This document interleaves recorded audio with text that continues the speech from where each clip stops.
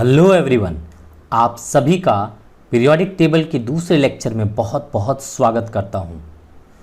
जैसा कि आपको पता है कि लास्ट लेक्चर में हमने डोबरनियर ट्रायड्स को बहुत अच्छे तरीके से कंप्लीट कर लिया था। नाउ इन दिस लेक्चर हम लोग कंटिन्यू करेंगे न्यूलैंड ऑक्टेव्स रूल से। ये न्यूलैंड ऑक्टेव्स क्या कहता है, इनकी थ्योरी को आइए समझते हैं one by one. So Newland again यहाँ पे क्या है, केमिस्ट है, और ऑक्टेव्स का मतलब क्या होता है, 8। यानी कि हो सकता है कि न्यूलैंड ऑक्टेव्स यानी कि न्यूलैंड को म्यूजिक से बहुत ज़्यादा लगाव रहा होगा। जैसा कि हमें पता है कि न्यूलैंड जो है वो केमिस्ट तो थे ही, साथ में इन्हें म्यूजिक से बहुत ज़्यादा लगाव था, और म्यूजिक से बहुत ज़्यादा लगाव रहने के कारण इन्होंने पीरियोडिक टेबल के एलिमेंट्स को म्यूजिकल नोट्स से रिलेट करने की कोशिश करी।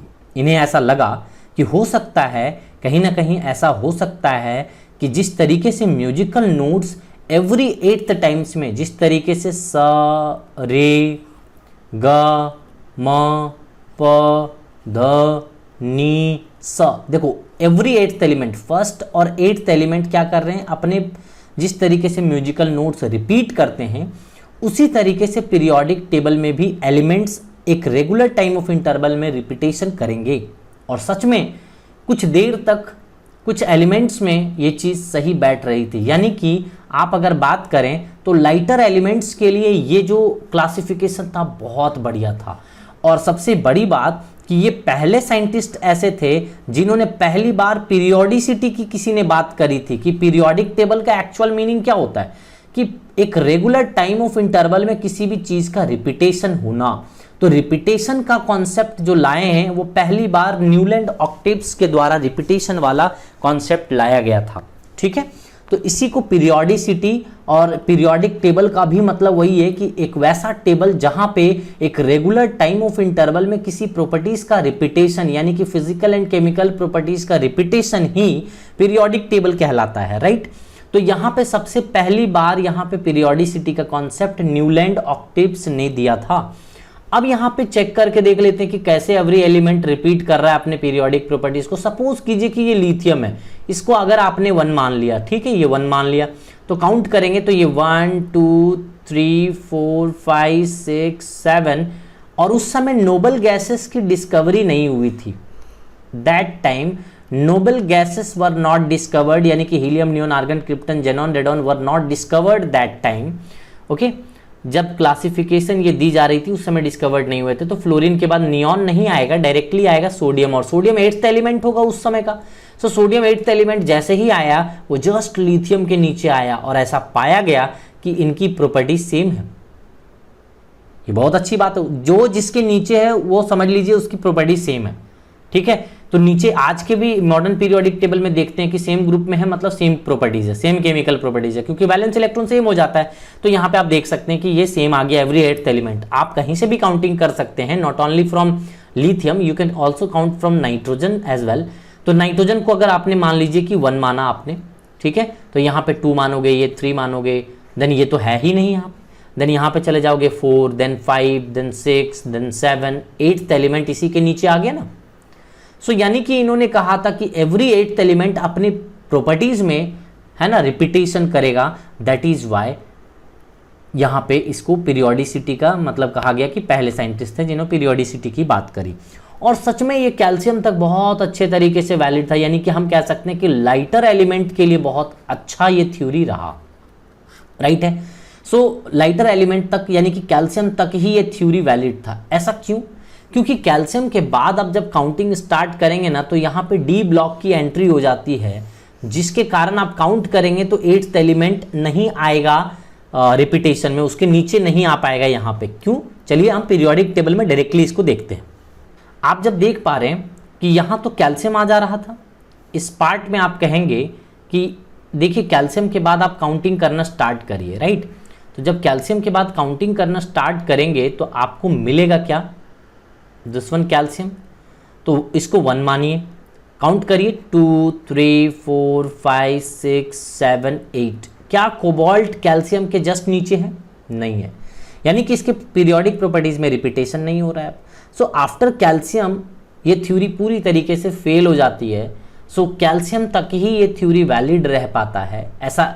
और ये तो हुई डी ब्लॉक की एंट्री के कारण ऐसा, जब डी ब्लॉक की यहाँ पे एंट्री हो जाती है बीच में, तब जाकर के ये प्रॉब्लम देखने को मिला। उससे भी पहले प्रॉब्लम क्या देखने को मिला था, जैसे ही नोबल गैस की डिस्कवरी हुई तब भी प्रॉब्लम हुआ कि अब तो एवरी 8th एलिमेंट नहीं होगा, अब तो मुझे कहना पड़ेगा एवरी 9th एलिमेंट।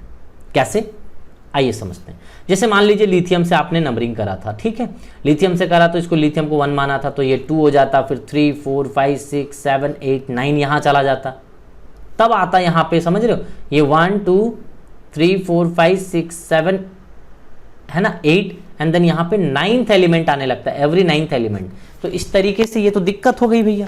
तो इसके डिस्कवरी के बाद, नोबल गैसेस की डिस्कवरी होने के बाद एंड ये डी ब्लॉक की एंट्री आने के बाद ये थ्योरी पूरी तरीके से क्रैश हो जाता है, फेल हो जाता है। इसीलिए हम अब इसको मतलब मान लेते हैं कि ये डिस्कार्ड कर दीजिए थ्योरी को, अब हम आगे बढ़ते हैं इस थ्योरी को लेते हुए। तो ये इसकी डिमेरिट थी।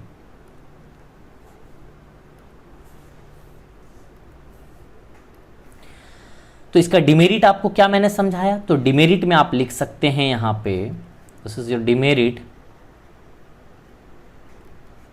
डिमेरिट्स में आप नंबर 1 दे देंगे कि after calcium this theory is not valid, है ना, after calcium this is not valid, this is not valid. क्यों नहीं वैलिड है, क्योंकि डी ब्लॉक की एंट्री हो जाती है। रीजन आपको याद रखना है, ठीक है, चाहे तो आप लिख लें अपने कॉपी में, कोई दिक्कत नहीं है। और नेक्स्ट हम क्या कहें कि इनर्ट गैसेस की डिस्कवरी होने के बाद, है ना, सो डिस्कवरी ऑफ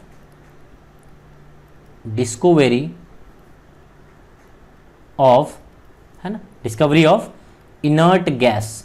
जैसे ही इनर्ट गैस की डिस्कवरी होती है, ये थ्योरी एवरी 8th एलिमेंट अब नहीं रह जाता है, वो चेंज हो जाता है। तो ये था अपना न्यूलैंड ऑक्टेव्स रूल में, इतना ही है न्यूलैंड ऑक्टेव्स रूल में। सो ये थ्योरी पूरी तरीके से अप्रोप्रिएट नहीं है, but something is better than nothing. मैं बार बार कह रहा हूँ, उस समय कुछ भी नहीं था, तो इतना अरेंजमेंट हमारे लिए बहुत बड़ी बात थी, राइट। तो चलिए अब इसको और आगे बढ़ाने की कोशिश करते हैं, राइट। तो इसके बाद जो थ्योरी आता है 5वां थ्योरी, दैट इज ई वाला क्लासिफिकेशन, डी तक हमने कर लिया है। So Lothar Meyer curve, this is very very important. Lothar Meyer curve, अभी तक मैंने जितने भी थ्योरी आपको पढ़ाए हैं वहां तक हो सकता है कि आपको क्वेश्चन ना पूछा जाए, बट यहां से छोटे छोटे क्वेश्चंस बनने स्टार्ट हो जाते हैं।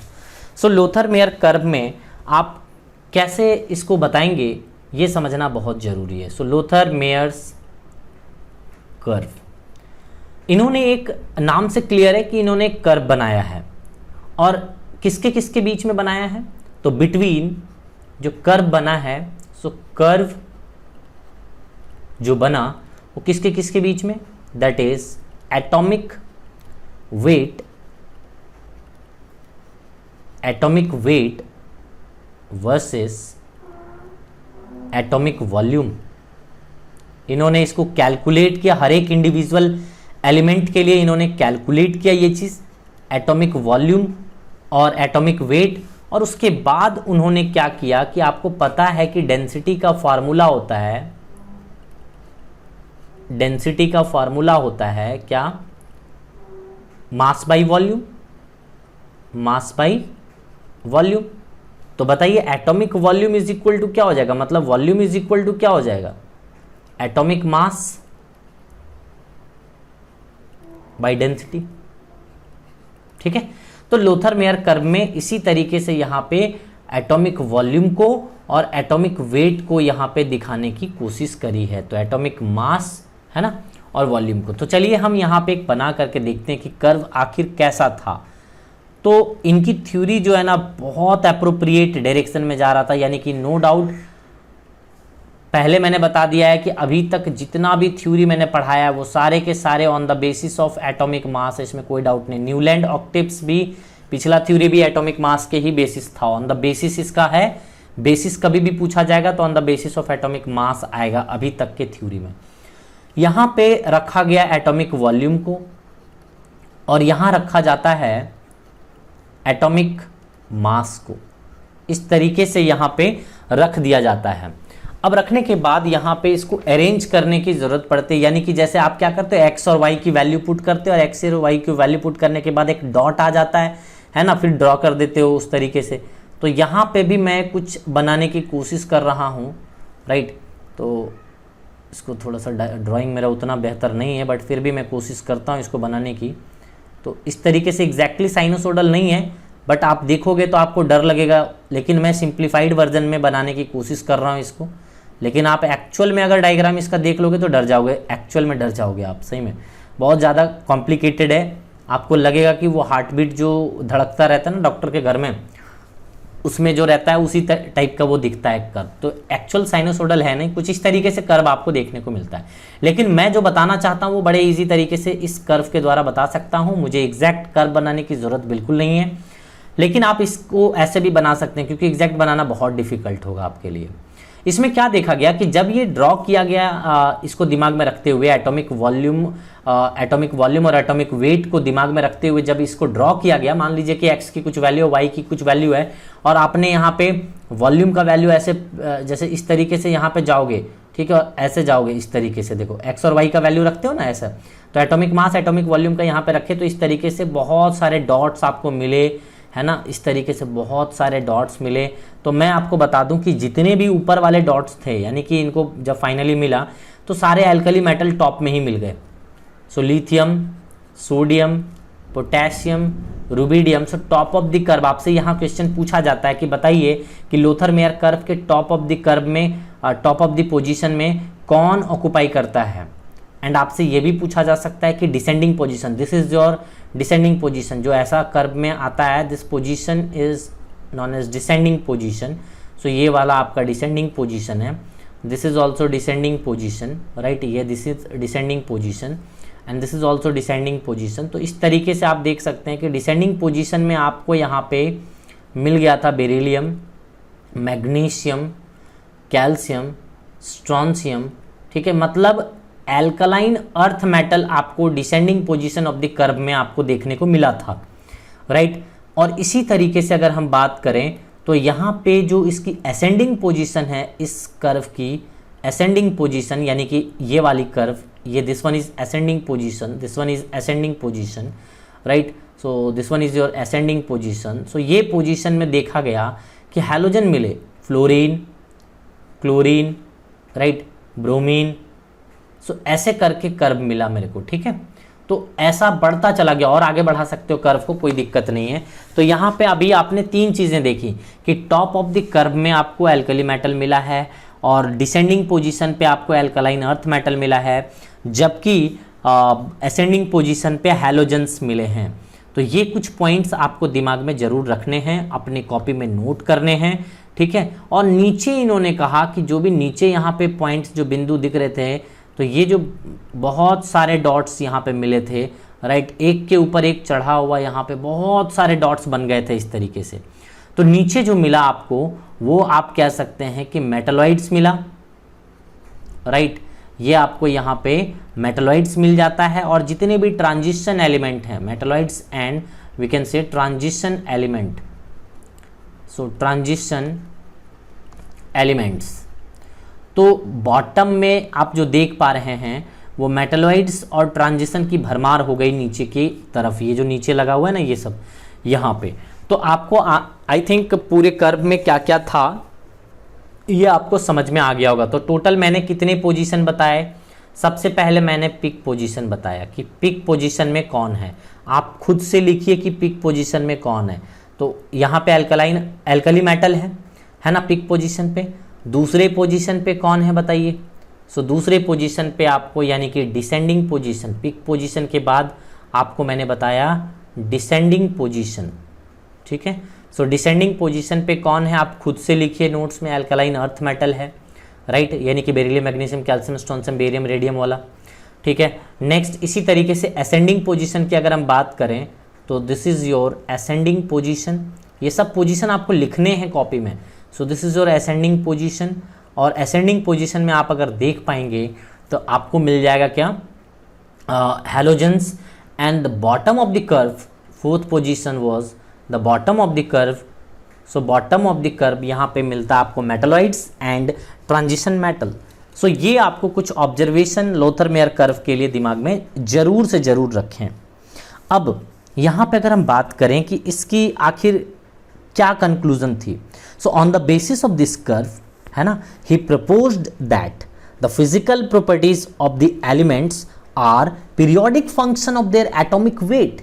मैंने जैसा पहले ही कह दिया है कि ये सारे के सारे theory on the basis of atomic मास है, यानी कि जो पीरियोडिक फंक्शन एक रिपीटेशन कर रहा है वो periodic function on the basis of atomic mass repetition कर रहा है। सारे थ्योरी अभी जितना मैं बता रहा हूं अभी, ठीक है। और इसको क्या फायदा मिला, और यही थ्योरी एक्चुअल में मेंडलीव पीरियोडिक टेबल को बेस के तरह, यानी कि एक बेस कहते हैं ना, एक मतलब क्लू के तरह इनको एक काम में मिल गया कि हाँ एक सहारा मिला, एक हेल्प मिला इस थ्योरी से, क्योंकि ये थ्योरी बहुत सही डायरेक्शन में जा रहा था। बट हम क्या चाह रहे थे कि सिंप्लीफाइड वर्जन चाह रहे थे। कर्व से तो हमें बचपन से ही डर लगता है भैया, हमें चाहिए एक सिंप्लीफाइड वर्जन जहाँ पे हम बड़े आसानी से कर सके, आसानी चाहते हैं हम, है ना। तो इसीलिए ये कर्व का कॉम्प्लिकेशन जो है हमारे लिए डिफिकल्टी बन गया। बाकी इस थ्योरी का अगर देखेंगे तो बहुत सही डायरेक्शन में ये थ्योरी चल रही थी, राइट। तो हम इसकी डिमेरिट्स की अगर बात करें तो हालांकि ये डिमेरिट्स आप उतना भयंकर वाला नहीं कह सकते, लेकिन फिर भी हमें आगे थ्योरी में मूव करना है तो डिमेरिट्स हमें बताने ही पड़ेंगे, ठीक है।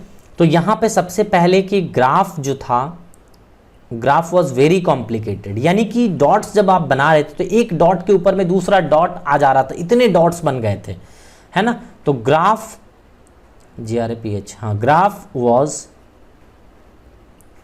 Complicated to understand.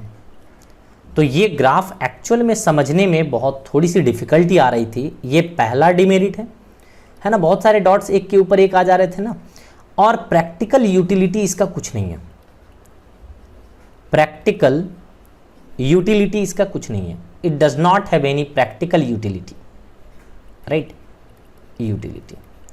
So this is very very important, ठीक है। तो ये आपको जरूर से जरूर दिमाग में रखने हैं। तो क्वेश्चन यहाँ पे पूछे जा सकते हैं कौन से पोजीशन पे क्या ऑक्युपाई कर रहा है, ठीक है। तो इतना ही हम पढ़ेंगे लोथर-मेयर कर्व में, इतना ही है और इतना ही पढ़ेंगे, राइट। अब जो सबसे फेमस, जो सबसे बेहतरीन जो क्लासिफिकेशन हुआ है उसके बारे में पढ़ते हैं, that is Mendeleev periodic table. और up to Mendeleev periodic table अभी भी on the basis of atomic mass ही चल रही है theory. Mendeleev's periodic table very very important, यहाँ से क्वेश्चन पूछे जाने की संभावनाएं मैक्सिमम, बहुत ज़्यादा। सो मेंडलीव पीरियोडिक टेबल, यहाँ पे अगेन ये थ्योरी मैं कहूँगा कि on the basis of atomic मास है, क्योंकि अभी भी इस थ्योरी की बेसिस जो है वो एटॉमिक मास ही है। अभी तक जितने भी थ्योरी पढ़े हो आप, यहाँ पे on the basis of atomic मास था। इन्होंने क्या कहा, इनका लॉ क्या कहता है, सबसे पहले तो इनके लॉ को हम डिफाइन करते हैं, that is the physical and chemical. ये देखो, अभी तक जितने भी साइंटिस्ट आए थे वो या तो फिजिकल प्रॉपर्टीज की बात करते थे या तो केमिकल प्रॉपर्टीज की बात करते थे, राइट। तो लेकिन मेंडलीव ऐसा नहीं है, मेंडलीव ने दोनों को मिला दिया। इन्होंने बोला the physical and chemical properties, दोनों केमिकल प्रॉपर्टीज को बात करने वाला पहले scientist, right. So the physical and chemical, the physical and chemical properties of, लिखना बहुत जरूरी है ये वाला स्टेटमेंट, क्योंकि इन्होंने दोनों को बताया था, केमिकल एंड फिजिकल प्रॉपर्टीज को, है ना, of elements are periodic function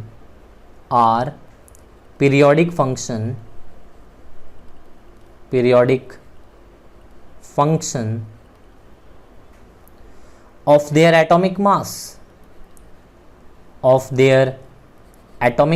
atomic mass के बेसिस पे अरेंज किया, ये तो बता चुका हूं।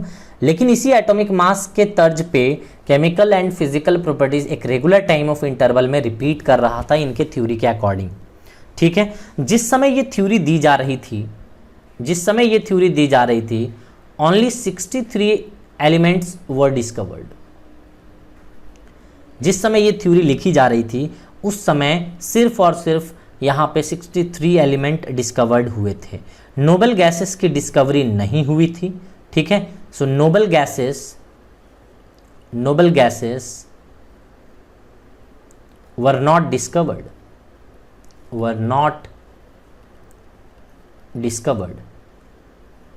इसको बाद में जीरो ग्रुप कह के ऐड किया जाता है। ठीक है, डिस्कवर्ड उस समय जब क्लासिफिकेशन दी जा रही है उस समय डिस्कवर्ड नहीं हुआ था। और ये पहले साइंटिस्ट हैं जिन्होंने पीरियड और ग्रुप की बात करी है ना। ये फर्स्ट साइंटिस्ट है जिन्होंने पीरियड और ग्रुप की बात करी, यानी कि टेबुलर फॉर्म में पहले ऐसे साइंटिस्ट हैं जो एलिमेंट्स को अरेंज करने जा रहे हैं। इन्होंने दो टर्मिनोलॉजी यहाँ पे बताया कि हम यहाँ पे दो तरीके से अरेंज करेंगे। एक तो हम पीरियड बोलेंगे और पीरियड हम यहाँ पे किसको बोलेंगे, हॉरिजॉन्टल रोज जो होते हैं ना, हॉरिजॉन्टल रोज जो होते हैं इन्हें हम कहेंगे क्या कि ये पीरियड है। राइट, सो पीरियड आपको समझ में आया। इसी तरीके से इन्होंने बताया कि आप ग्रुप के बारे में भी, वर्टिकल कॉलम्स के बारे में जान सकते हैं। तो ये एक पीरियड बताया उन्होंने और यहाँ पे ग्रुप बताया। ठीक है, तो यहाँ पे हम कह सकते हैं कि इसको इन्होंने कहा वर्टिकल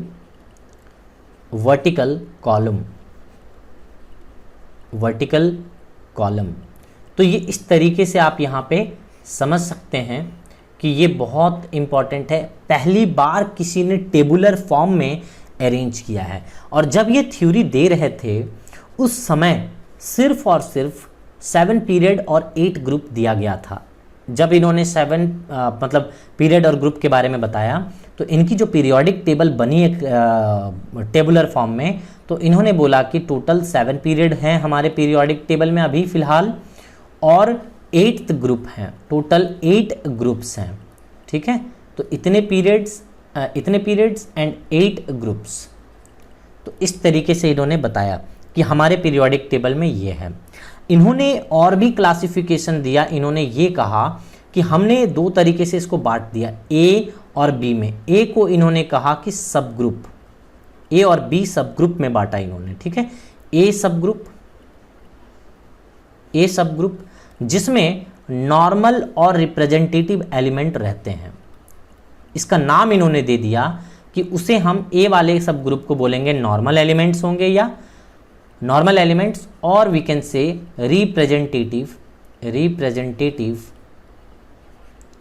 एलिमेंट्स इनको कह दिया। ठीक है, और इसी को आप बोल सकते हैं अदर लैंग्वेज कि एस एंड पी ब्लॉक के एलिमेंट्स को इन्होंने ए के कैटेगरी में रखा है। ठीक है, एस एंड पी ब्लॉक के एलिमेंट्स जो भी आपको दिखते हैं वो सारे के सारे ए वाले सब ग्रुप में हैं। इसी तरीके से इन्होंने बताया कि बी सब ग्रुप को भी डिवाइड किया। तो बी सब ग्रुप उन्होंने बनाया, क्योंकि रोमन में इन्होंने दिया था तो यहाँ पे सब ग्रुप उन्होंने बना करके लिखा है। ठीक है, कैसा लिखा है मैं अभी मैंडले पीरियोडिक टेबल भी आपको दिखाऊंगा, आपको चिंता करने की ज़रूरत बिल्कुल भी नहीं है। सो यहाँ पे ये सब ग्रुप, यहाँ पे बी सब ग्रुप दिया और बी सब ग्रुप में इन्होंने ट्रांजिशन और इनर ट्रांजिशन को, जनरली तो कहा जाता है कि ट्रांजिशन उस समय उतने एलिमेंट्स तो डिस्कवर्ड नहीं हुए थे, इसीलिए इन्होंने सिंपली ट्रांजिशन एलिमेंट्स कह दिया कि बी के कैटेगरी में ट्रांजिशन एलिमेंट को रखा जाए। ठीक है, और यहाँ पे जो 8th ग्रुप थे वो टोटल यहाँ पे आप कह सकते हैं कि 9 वर्टिकल, मतलब 9 एलिमेंट्स इन 3 रॉज में थे। जो बताऊंगा वो चीज़ उनकी पीरियोडिक टेबल जब हम निकालेंगे तब। ठीक है, तो चलिए हम यहाँ पे मेंडली पीरियोडिक टेबल बता दूं पहले कि दिखता कैसा है, पहले ये देख लें हम। ये आप देख सकते हैं, ये है आपको मेंडली पीरियोडिक टेबल। सो मेंडली पीरियोडिक टेबल कुछ ऐसा दिखता था उनका। पहली बार किसी ने टेबुलर फॉर्म में दिया था पीरियोडिक टेबल को। लेकिन सबसे मज़े की बात यहाँ पे ये आती है कि आखिर इन्होंने इस तरीके से करा कैसे, अरेंजमेंट का बेसिस क्या था, इस तरीके से कैसे वो अरेंज कर पाए। यहाँ पे इन्होंने 0 दिया है, ये बाद में ऐड हुआ है ना, आफ्टर डिस्कवरी। ये वाला 0 ये आफ्टर इन्वेंशन है भैया, मतलब ये बाद में ऐड किया गया है 0 ग्रुप के नाम पर। लेकिन मैं तो अभी कह रहा हूं कि 8 ग्रुप्स, तो 8 ग्रुप्स कैसे दिए गए, आइए इस बात को समझते हैं। सबसे पहले इन्होंने कुछ एक्सपेरिमेंट करे, ठीक है। He did the reaction with O2, है ना, रिएक्शन किसके किसके साथ में किया, रिएक्शन विथ सारे एलिमेंट्स का उन्होंने रिएक्शन करके देखा, किसके किसके साथ में, O2 के साथ में, H2 के साथ में, हैलोजन के साथ में, है ना, X मान लेते हैं हैलोजन को, हैलोजन के साथ में, with different different elements, right.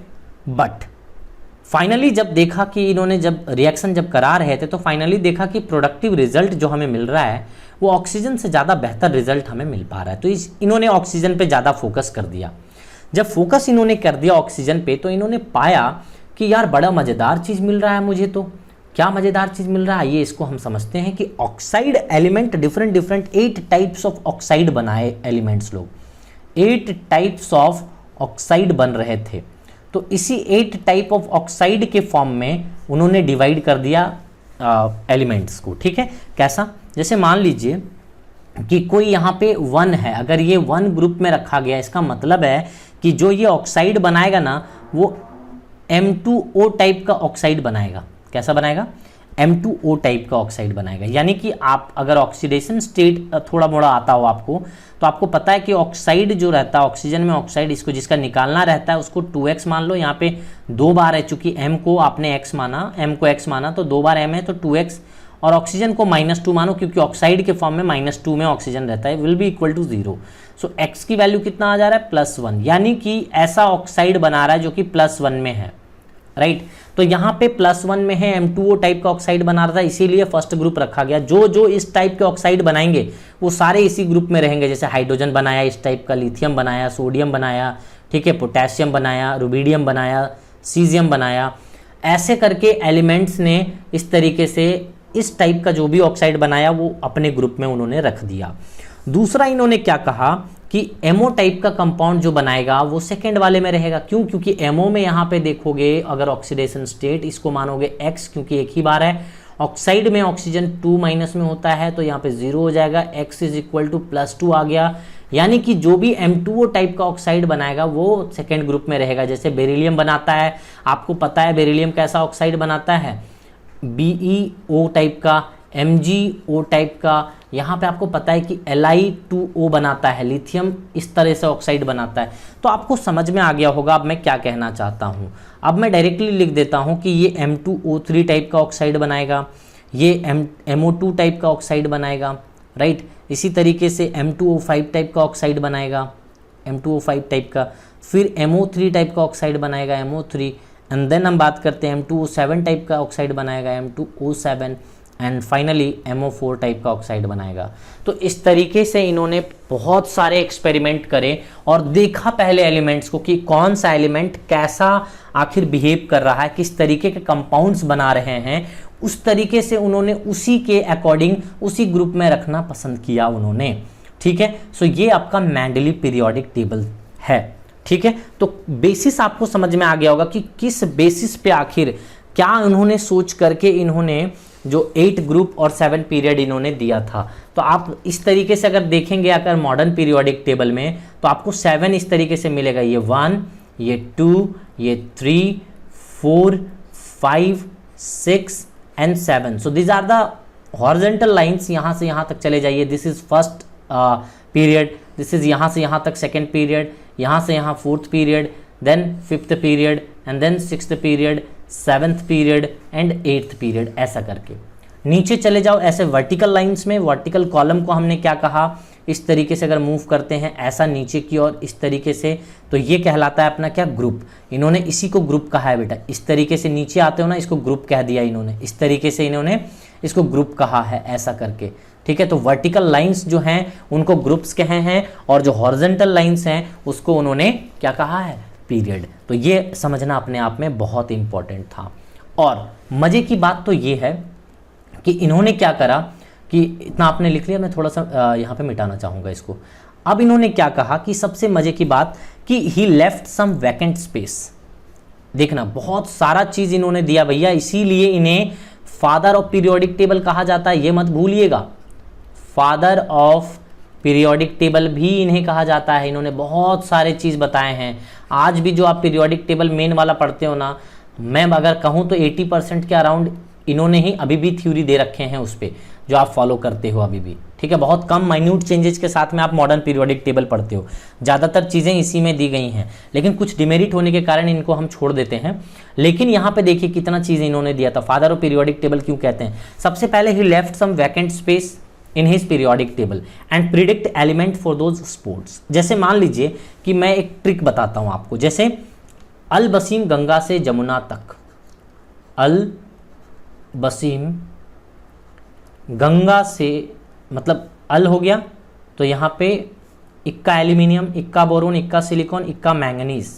इक्का मतलब पहले के अकॉर्डिंग होता, मतलब इक्का जो है एक किसी लैंग्वेज में फॉलोड बाई या आफ्टर होता है। आफ्टर सिंपली मान के चले, फॉलोड बाई और आफ्टर, इक्का का मतलब आफ्टर। सो इक्का यहाँ पे सब जगह पे लगा दिया उन्होंने, वैकेंट स्पेस छोड़ दिया। ये बिफोर डिस्कवरी था भैया, है ना, ये बिफोर डिस्कवरी था। ये जो इन्होंने नाम दिया ना बिफोर डिस्कवरी, क्योंकि उन्होंने एल्यूमिनियम के नीचे आफ्टर एल्यूमिनियम, इक्का का मतलब आफ्टर, सो आफ्टर एल्यूमिनियम, यानी कि आप देखिए इस जगह पर किधर है एल्यूमिनियम, थर्ड ग्रुप में होगा बोरोन एल्यूमिनियम, यहाँ पे एल्यूमिनियम है बेटा, यहाँ पे इन्होंने वैकेंट स्पेस छोड़ दिया, है ना, इस जगह पे पूरी तरीके से वैकेंट स्पेस छोड़ दिया और कह दिया कि इसका नाम आप इक्का एल्यूमिनियम दे दो। बाद में जब वो डिस्कवर्ड हुआ वो एलिमेंट, तो वहाँ पे रखा गया गैलियम आफ्टर डिस्कवरी। ये है बेटा बिफोर डिस्कवरी, मैंने यहाँ पे क्या लिख दिया, ये बिफोर डिस्कवरी, सॉरी, है ना, इक्का का मतलब आफ्टर था, इक्का का मतलब होता है after, but this is before discovery and this is after discovery. इक्का का मतलब है क्या, इक्का का मतलब होता है आफ्टर, ये समझ रहे, फॉलोड बाई और आफ्टर। सो इक्का एल्यूमिनियम के जगह पे गैलियम आया, है ना, और इक्का बोरोन के जगह पे स्कैंडियम आया।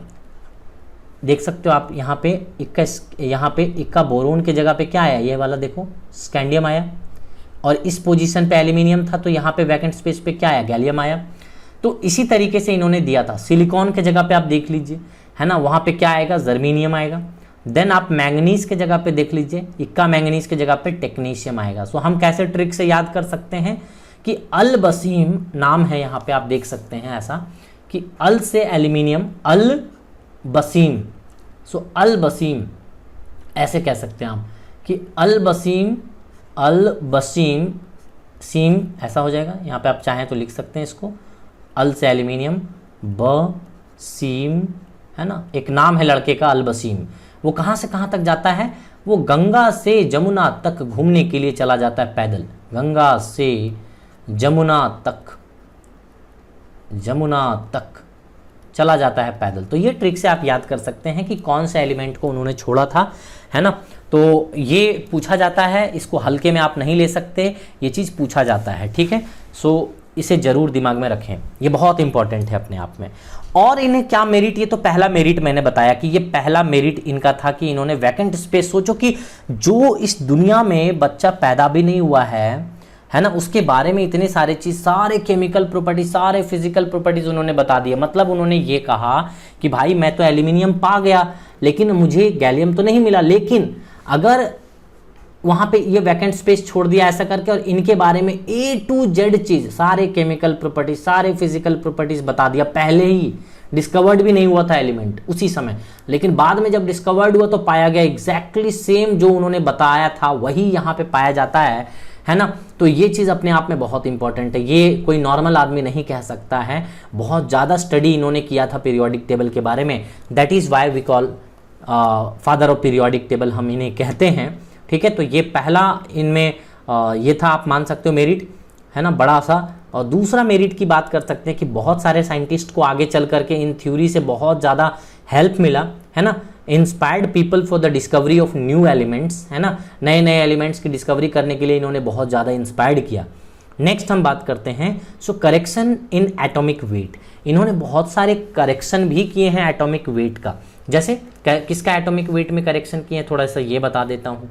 जैसे मान लीजिए हम बात करें अगर एटॉमिक वेट की, ठीक है, तो एटॉमिक वेट इन्होंने बोला कि atomic weight is equal to valency, valency यहाँ लिखिए, valency into equivalent weight, equivalent weight, ठीक है, इन्होंने ऐसा कहा। तो यहाँ पे atomic weight is equal to valency into equivalent weight. अब इन्होंने बहुत सारे मास करेक्ट किए। कौन कौन से मास करेक्ट किए, आइए समझते हैं।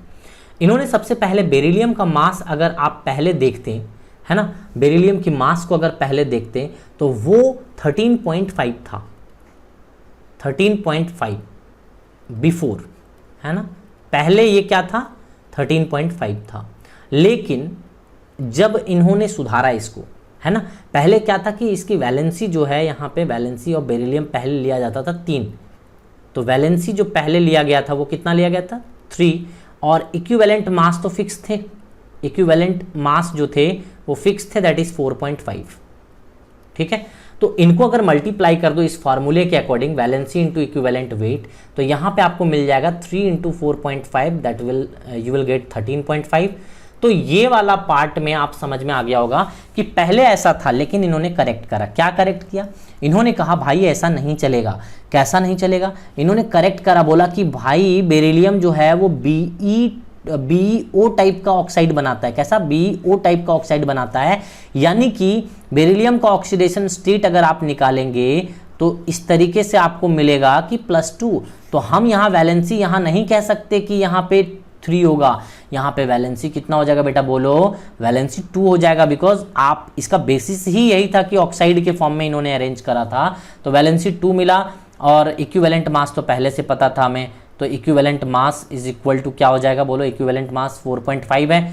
अब मल्टीप्लाई करिए, तो अब आप यहाँ पे इस फॉर्मूले को अप्लाई करिए, एटॉमिक वेट, यानी कि atomic weight is equal to what, valency into equivalent mass, यानी कि 2 इंटू 4.5। सो आपको क्या मिल जाएगा बेटा, 9। सो अगर आपको यहाँ 9 मिलता है, वही एटॉमिक मास अब यहाँ पे लिखा गया 9.1, ठीक है। तो ये एटॉमिक मास इन्होंने एग्जैक्टली इसी तरीके से करेक्शन किया, और ऐसे 1-2 एलिमेंट नहीं थे। यहाँ पे देखिए कौन कौन से एलिमेंट थे, तो आप इसको ऐसे याद रख सकते हो कि इन सभी एलिमेंट का, यूरेनियम का, है ना, बेरिलियम का, इंडियम का, Au यानी कि गोल्ड का, प्लैटिनम का, इन सभी का इन्होंने क्या किया, मास का करेक्शन किया, है ना। ये बहुत बड़ी बात थी। सो इन्होंने मास का करेक्शन किया बेटा, इनका, इन सभी एलिमेंट के लिए मास का करेक्शन। याद कैसे रखेंगे सर इन एलिमेंट्स को, तो बड़ा इजी ट्रिक है, आप इजीली याद रख सकते हैं। कैसे, देखो, यू बेईमान इंसान, यू बेईमान इंसान और पिटो। बेईमान इंसान को क्या क्यों बचाओगे भाई, आप बोलो ना, यू बेईमान इंसान और पिटो, आप लिख लो अपने नोट्स में, ठीक है। तो ये था दूसरा। लेकिन ये बहुत सारे इन्होंने मेरिट दिए थे भैया, इनको गिनवाने बैठे तो बहुत सारे हो जाएंगे, लेकिन ये कुछ मेजर वाले हमने आपको डिस्कशन कर दिए। मतलब ओवरऑल कहने का मतलब यही है कि इन्होंने इतना बेहतर क्लासिफिकेशन किया था, इतना बेहतर क्लासिफिकेशन किया था कि एलिमेंट्स का स्टडी करना बहुत आसान हो गया था, नॉर्मल तरीके से हम स्टडी कर पा रहे थे, ठीक है। तो फिजिकल केमिकल प्रॉपर्टीज को जानना बेहद आसान हो गया था। तो कुछ डिमेरिट्स आखिर क्यों फॉलो नहीं करने लग गए सर, जब इतना अच्छा था ये थ्योरी, तो हम फिर फॉलो क्यों नहीं कर रहे हैं इसको। तो यहाँ पे फॉलो नहीं करने का जो रीज़न है, डिमेरिट है, वो मैं डिमेरिट आपको बताना चाहूँगा कि क्या डिमेरिट रही है इस पीरियोडिक टेबल का। आइए इस चीज़ को समझते हैं। तो नेक्स्ट हम बात करेंगे इसकी डिमेरिट्स की, कि क्या क्या डिमेरिट्स रही जिसके कारण ये थ्योरी हम डिस्कार्ड कर देते। सबसे बड़ी डिमेरिट यही थी कि ये on the basis of atomic मास था, ठीक है। सो यहाँ पे आप कह सकते हैं कि तो 1 by 1 हम बात करते हैं। सबसे पहले position of hydrogen was not fixed, और अभी भी फिक्स नहीं है एक्चुअल में, ठीक है। अभी भी हम पोजीशन ऑफ हाइड्रोजन को फिक्स नहीं मानते हैं। Position of hydrogen was not fixed, और इसकी सॉल्यूशन अभी तक नहीं आई है।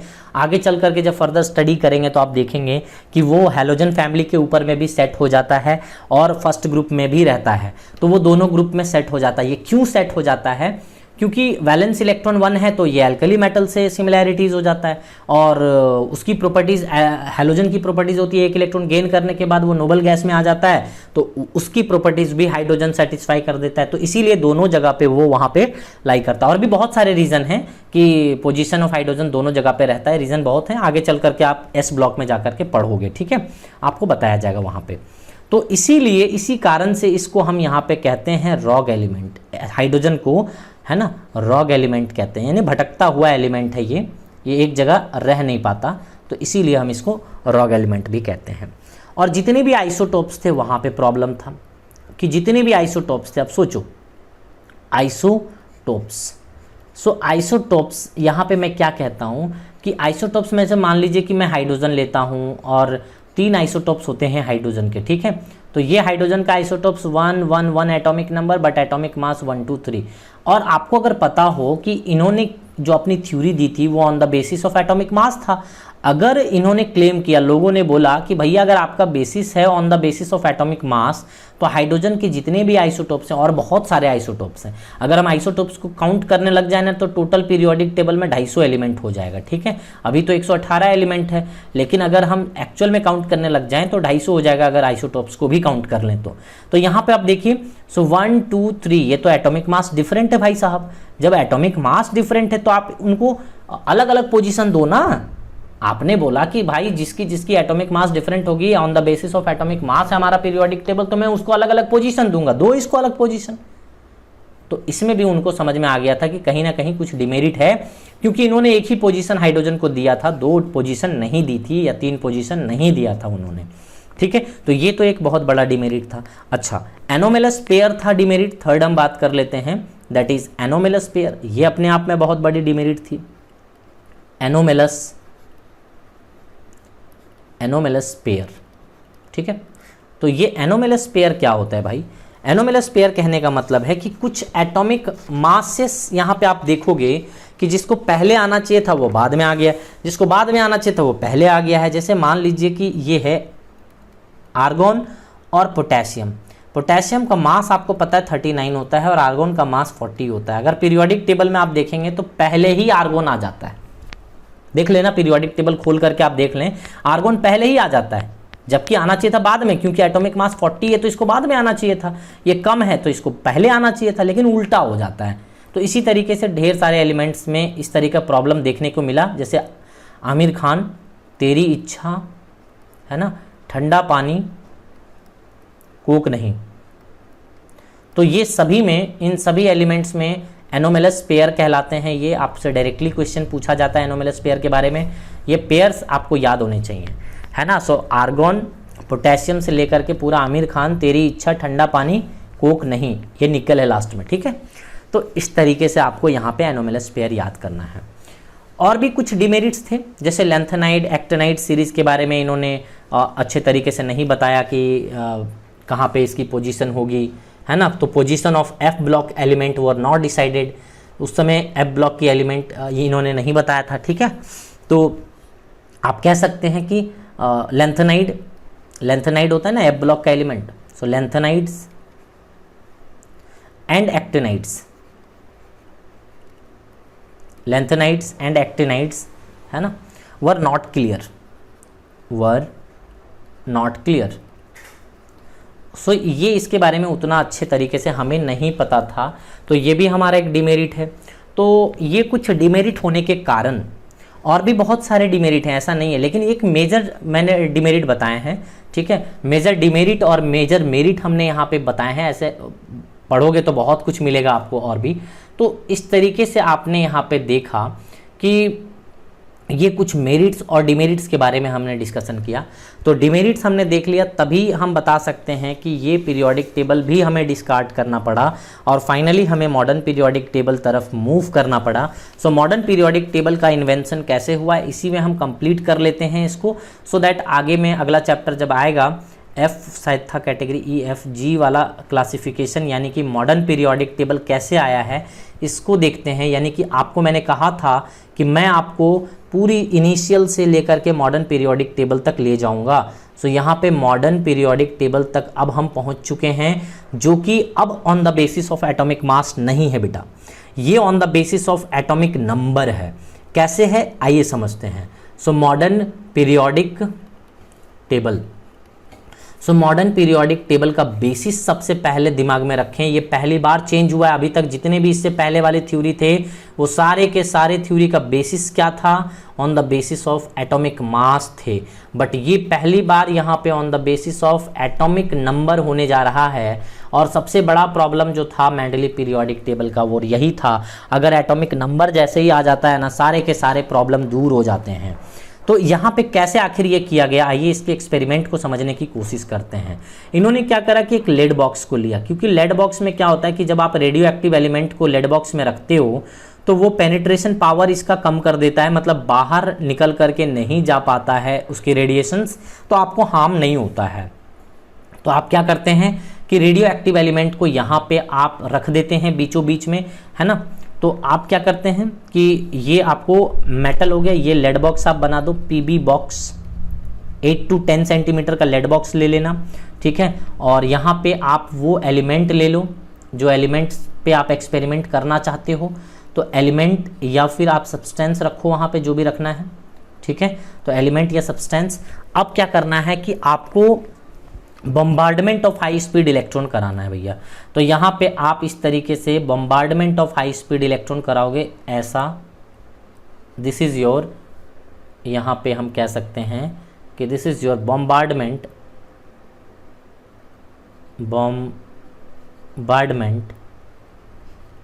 Of high speed electron. तो अगर आप इसे बम्बार्ड कराओगे तो क्या होगा कि ये कुछ एमिट करेगा, मतलब इस तरीके से रिफ्लेक्ट करे कोई चीज़ें, यहाँ से एक फ्रिक्वेंसी अलग से निकलेगा मेटल से, इस तरीके से। जैसे ही ये बम्बार्ड होगा हाई स्पीड इलेक्ट्रॉन, तो उसके एक्चुअल में क्या करता है ना, आप देखोगे न्यूक्लियर केमिस्ट्री में, तो इसके प्रोटॉन न्यूट्रॉन के रेशियो को गड़बड़ कर देता है हाई स्पीड इलेक्ट्रॉन आकर के, फिर उसको फिर से उसी तरीके से यथा स्थिति करने के लिए वो फिर से रीअरेंज करने में लगा रहता है, उसके कारण वो रेडिएशन एमिट करता है फिर वहाँ पे। तो ये रेडिएशन कुछ यहाँ पे एमिट करेगा, तो ये हो गया आपको एमिटेड रेडिएशन। आपसे पूछा जाता है कि किस तरह का रेडिएशन होता है ना। मेंडली पीरियोडिक जो मॉडर्न पीरियोडिक टेबल है वो कौन से एक्सपेरिमेंट के बेसिस पे है ना, वो कैसा रेडिएशन एमिट होता है आपको पूछा जाता है। तो radiation in the form of, आप बता देना, in the form of what, wave of X ray, है ना, wave of X ray. X ray is very very important. ये एक्स रे जो है वो पूछा जाता है कि कौन सा रे, X ray, Y raise, gamma rays, ऐसा पूछा जाता है। तो एक्स रे का एक्सपेरिमेंट हुआ था एक्चुअल में, और उन्होंने फाइनली यहाँ पे बोला कि जो जो एटॉमिक नंबर यहाँ रखते चले गए, और इससे ये एक्सपेरिमेंट से उन्होंने एक रिलेशन लाया, that is under root frequency, that is ये म्यू, है ना, under root frequency is directly proportional to the atomic number. यानी कि मान लीजिए किसी का एटॉमिक नंबर 1 है तो इसकी फ्रिक्वेंसी थोड़ी सी कम है, इसकी यहाँ पे एटॉमिक नंबर 2 है तो थोड़ी फ्रिक्वेंसी ज़्यादा आई, यहाँ पे एटॉमिक नंबर 3 है तो और ज़्यादा आया फ्रीक्वेंसी, ये 4 है तो और बड़ा फ्रीक्वेंसी आया। तो ऐसे करके जैसे जैसे एटॉमिक नंबर बढ़ रहे थे फ्रीक्वेंसी बढ़ रहा था। तो ये एक रिलेशन इन्होंने दिया, यहाँ पे समझ में आ गया कि on the basis of atomic number इन्होंने कर लिया। नंबर ऑफ प्रोटोन है Z, नंबर ऑफ प्रोटोन, और म्यू फ्रीक्वेंसी है, ठीक है। तो जो थ्योरी दी गई थी एक्चुअल में, जो एक्सपेरिमेंट इन्होंने किया था, एक्चुअल में इन्होंने हेनरी मोजले ने पहले एक्सपेरिमेंट करा था। ये जो रिलेशन उन्होंने दिया था वो हेनरी मोजले ने ये एक्सपेरिमेंट करा था, हेनरी मोजले ने ये एक्सपेरिमेंट करा था। बाद में इसको थोड़ा सा और भी मदद करने के लिए लोग और आए, और इसको और थोड़ा सा मॉडर्न पीरियोडिक टेबल की अगर हम बात करें तो मॉडर्न पीरियोडिक टेबल को और लोग एक्सपैंड किए हैं। दैट इज वोर आए, यहाँ पे रेंज आए, ये सब केमिस्ट हैं, साइंटिस्ट हैं। तो वोर ने बहुत ज़्यादा डिस्ट्रीब्यूशन यहाँ पे बताऊंगा कि क्या इन्होंने बताया था। रेंज ने बताया, वोर ने बताया, वर्नर्स ने बताया। तो ये सब साइंटिस्ट थे जिन्होंने अपना कंट्रीब्यूशन बहुत ज़्यादा दिया है मॉडर्न पीरियोडिक टेबल को लेकर के, है ना। तो ये वर्नर्स हैं, और वोर बरी वोर के साथ में बरी हमेशा आता है, पता है, वोर बरी स्कीम आपने पढ़ा होगा बचपन में। तो ये इस तरीके से यहाँ पे इन साइंटिस्टों ने मिल करके मॉडर्न पीरियोडिक टेबल को बनाया है, ठीक है। बट एक्सपेरिमेंट जो किया गया था वो हेनरी मोजले के द्वारा ये एक्सपेरिमेंट की गई थी, ठीक है। अब हम यहाँ पे देखते हैं कि मैं सिंपली यहाँ पे कहूँ कि on the basis of this experiment he concluded that, मतलब इन्होंने बताया एटॉमिक नंबर है ना। Z मतलब एटॉमिक नंबर या तो प्रोटॉन कह लें, जो भी कहें। So atomic number is the most fundamental properties of the element. तो ये वाला मुझे लिखना बहुत ज़रूरी है, क्योंकि ये वाला फाइनली हम पहुंच चुके हैं मॉडर्न पीरियोडिक टेबल पे। सो on the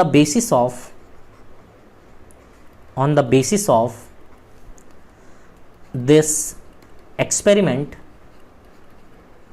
on the basis of this experiment, he concluded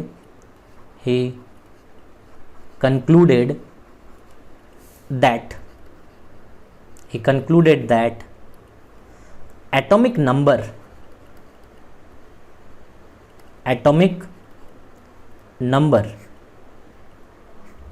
ठीक है, he concluded that atomic number is the most fundamental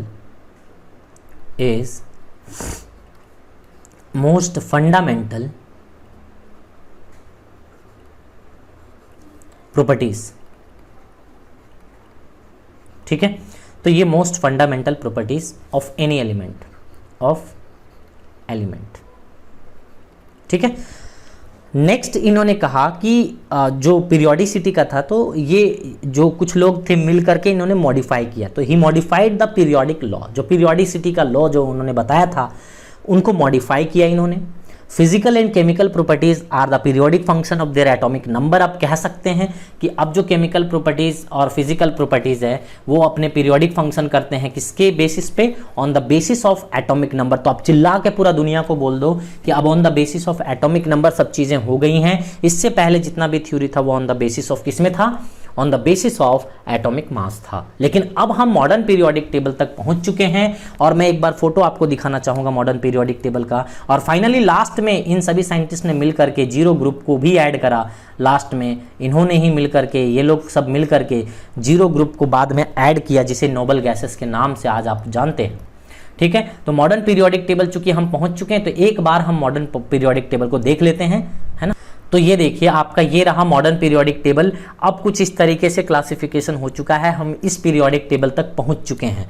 अब अगले लेक्चर में मैं आपको बहुत सारे कॉन्सेप्ट्स बताऊंगा जो कि बहुत इंपॉर्टेंट होने वाला है। यहाँ तक के पार्ट में कोई कॉन्सेप्ट नहीं था, सिर्फ हिस्ट्री थी, थ्योरी वाली पार्ट थी। लेकिन मेन जो अब यहाँ पे चीज़ें समझ में आएंगी आपको आगे चल करके कि कॉन्सेप्ट एक्चुअल में इसके बाद है। ठीक है, तो यहाँ तक के थ्योरी को आप अच्छे तरीके से देखिए, समझिए, है ना, और दिमाग में रखिए। तो आज के थ्योरी में इतना ही, मिलते हैं अगले थ्योरी में, है ना। अच्छे तरीके से आप पढ़ लें और तब तक के लिए धन्यवाद। Thank you everyone.